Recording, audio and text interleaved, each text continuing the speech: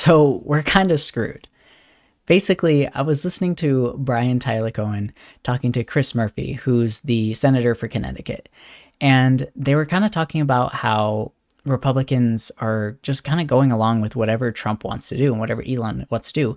And what is Democrats' plan, or what are the Democrats' plan to stop what they're doing and how to prevent them from continuing to do what they're going to do? And one of the things that they mentioned, which kind of baffled me, was they were talking about the confirmation hearing for Russel Vought, which was the organizer or architect or whatever you want to call it for Project 2025.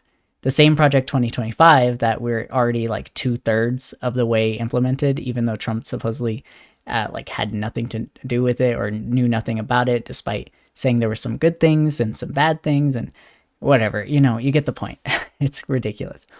But Brian Tyler Cohen asked him, like, what are you going to do to prevent Russell Vought from having control over the Office of Management and Budget, which basically oversees all the federal agencies like budget spending.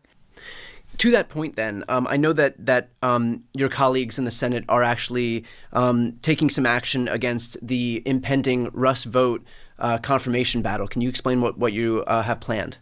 So Russ Vought is not a household name. People aren't talking about him like they're talking about RFK Jr.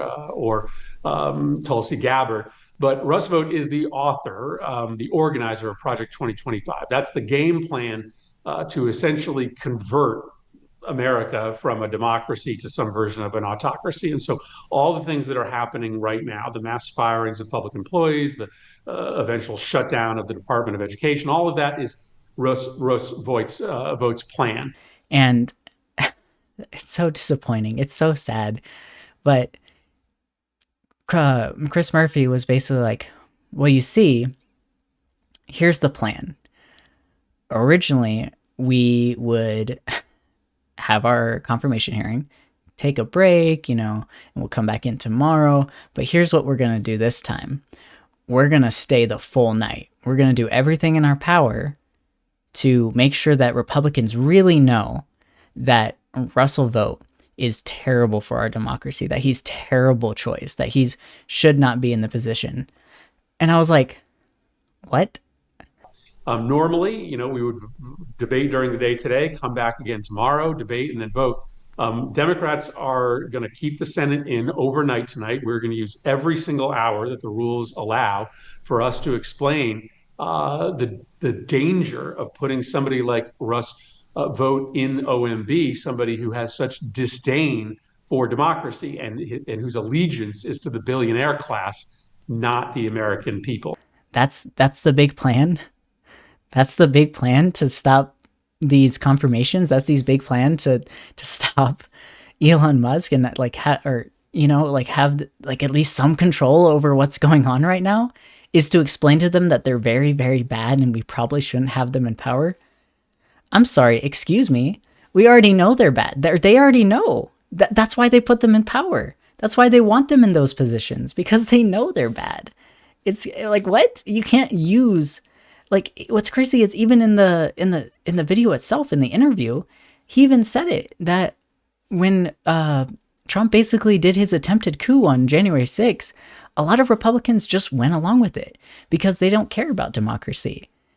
They want a dictator. They want Trump to be the dictator and them to, be on the sidelines and get all the glory and the power of supporting him. And he even says that before he even has this whole conversation about Russell Vaught's confirmation hearing. What about the Republican colleagues? I mean, isn't it that the legislative branch should be jealously guarding their own responsibilities here, their own power as a co-equal branch of government, and yet there is conspicuous silence among all of your Republican colleagues in the Senate as well as the members in the House conference? Are they perfectly content to just contract every ounce of their power over to the executive branch and just basically become an extension of Trump's cabinet? Well, this is what is the most dangerous development. And of course, this is a development 4 years old. On January 6th, 2021, Republicans essentially decided that they'd given up on democracy, that they cared more about holding on to power permanently than they did about the people getting to decide.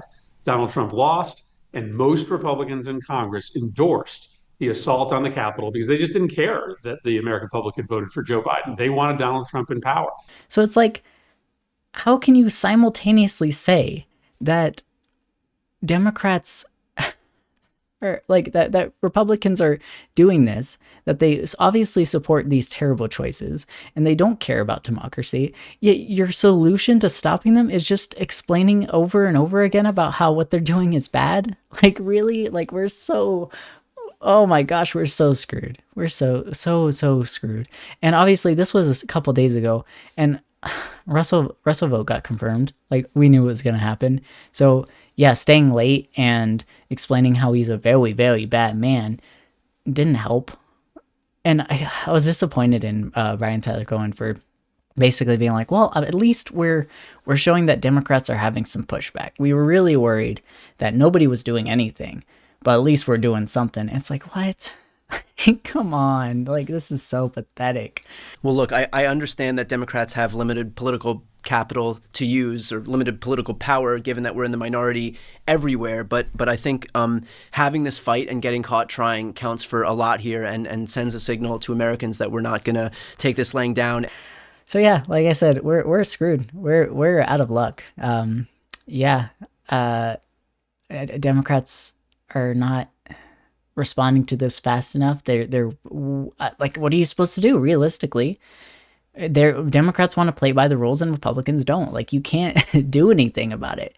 You can't stop it. Like, if you're playing a game of Monopoly and one person is stealing an extra like $200 every time they pass go, and obviously they're going to be winning, and unless you enforce it, unless you stop them from doing it, unless you enforce the rules, you're just obviously going to lose. And Democrats obviously need to play by the rules because someone has to protect our democracy and use the values that we have for our country. But what are we supposed to do?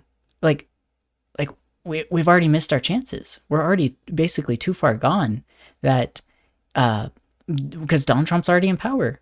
Who's going to, like, anyone who is arrested, or anyone who's or what's it called? I can't even think. It's ridiculous. It's so ridiculous. Anyone who's prosecuted, because most of these crimes that Elon Musk and Trump and these people or whatever are committing are going to be federal crimes, because we're talking about federal buildings. And whose jurisdiction is that? Trump. Obviously, he's just going to pardon them so they can just keep doing it over and over again.